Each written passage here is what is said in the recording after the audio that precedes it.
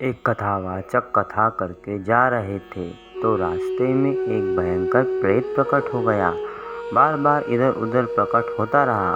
कोई बार घटनाएं ऐसी जैसी वो तभी समझ आता है कि प्रेत है या नहीं। कभी इधर कभी उधर, कभी पीछे कभी आगे। अब वो तो पूर्व के समय की बात है। तो एक हाथ में लालटेन थी, संध्या थी समय, और एक हाथ में पोथी थी। अब वो छू सकता नहीं। बार बार उन्होंने कहा कि हमें लग गया है पता कि आप औद्योगिक हो और प्रेत योनि को हो। थोड़ा तो डर लग रहा है हमें, पर तुम तो छू नहीं सकते क्योंकि मैं नाम जपता हूँ। अब प्रेत ने समीप आकर कहा, अगर तुम्हें डर नहीं लग रहा तो मैं तुम्हें तंग करने नहीं आया हूँ। और रोने लगे, मैं अपना उद्धार कराने आया हूँ। तुम पिता के समान हो जो नाम जप करते हो वो सारे चराचर पुत्र को। मैं अभी तुम्हें अपना पुत्र हूँ। मैं दुर्गति को प्राप्त हो गया। आज तक मुझे कोई नहीं दिखाई दिया।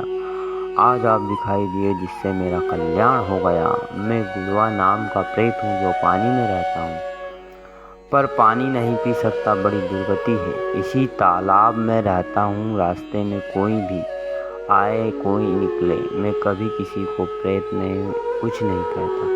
परंतु अब मेरा चयन हट गया है। अब बहुत व्यथा, बहुत कष्ट हो रहा है। हरि नाम हरि कथा दो। और रो रो कर दूर से ही गिर चरणों में। तो उन्होंने कहा, अगर ऐसी बात है तो आज से चैन आपसे। कल मैं अपने घर में आपको निमंत्रण देता हूँ और घर में ही हम 7 दिन भगवान की कथा कहेंगे, तुम्हारा कल्याण हो जाएगा।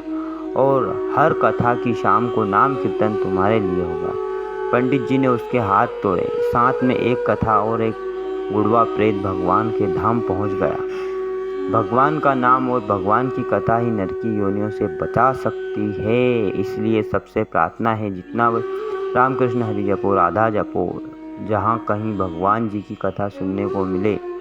अगर धन बन जाए तो दूसरों का हित करना, क्योंकि पाप निश्चित भोगना पड़ता है, बड़ों को भोगना पड़ता है।